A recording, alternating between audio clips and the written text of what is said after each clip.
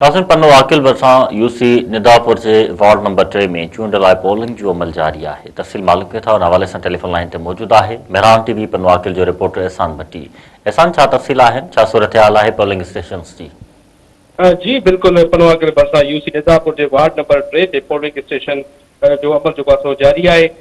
हसास polling station से security जा इंतजाम सख्त किया विया आहिनि। मां ॿुधाईंदो वञा पन्नो आकिल भरिसां यूसी निदापुर के वार्ड नंबर 3 ते चूंड लाइ पोलिंग जो अमल जारी है, जिते जेयूआ जो उम्मीदवार इसरार अहमद कलवड़ ऐं आज़ाद उम्मीदवार अब्दुल गफ़ार कलवड़ विच में सख्त मुक़ाबलो मुतक़ी है। इलेक्शन इंतजामिया मूजिब वार्ड नंबर 3 लाइ 3 पोलिंग स्टेशनूं क़ाइम कयूं आहिनि, जिते लगभग 3800 वोटर पंहिंजो हक़ राय इस्तेमाल कंदा।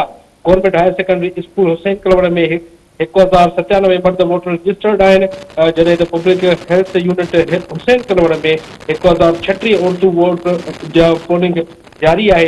High school Islamia high school Ismail जगे जो में कायम पोलिंग स्टेशन से मजमूई तौर ते 1725 वोटर रजिस्टर आहिनि, जिन में 920 मर्द ऐं 805 उर्दू वोटर शामिल आहिनि। इंतजामिया मूजिब निदापुर जूं ॿई पोलिंग स्टेशनूं हसास करार ॾिनियूं वयूं आहिनि, जिते कंहिं बि अणवंदड़ सूरत खे मुंहुं ॾियण लाइ पुलिस की भारी नफ़री जो मुक़रर कई वई है। पोलिंग स्टेशन अंदर ॿाहिरि सिक्योरिटी जा इंतजाम सख्त किया विया आहिनि, जॾहिं त वोट जो अमल पुरअमन तरीक़े से जारी है, जो सुबह 8 वगे का शाम 5 बजे ताईं हलंदो। जी एहसान भट्टी, वोटर्स जो टर्नआउट के पिया ॾिसो? सर वोटन जो तादाद हिन वक्त जो है लगभग 600 का वधीक जो आहे सो माण्हू पंहिंजो वोट इस्तेमाल करे चुका आहिनि। मुसलसल वक़्फ़े वक़्फ़े सां कुछ टीम माण्हू जेके आहिनि उहे अचंदा रहनि था ऐं ॿिन्हिनि तरफ़नि खां मर्दनि जो भी तादाद वधियल आहे, औरतुनि जो भी वधीक हुजे। माण्हुनि जी मक़ामी माण्हुनि जी दिलचस्पी केतिरी ॾिसो पिया?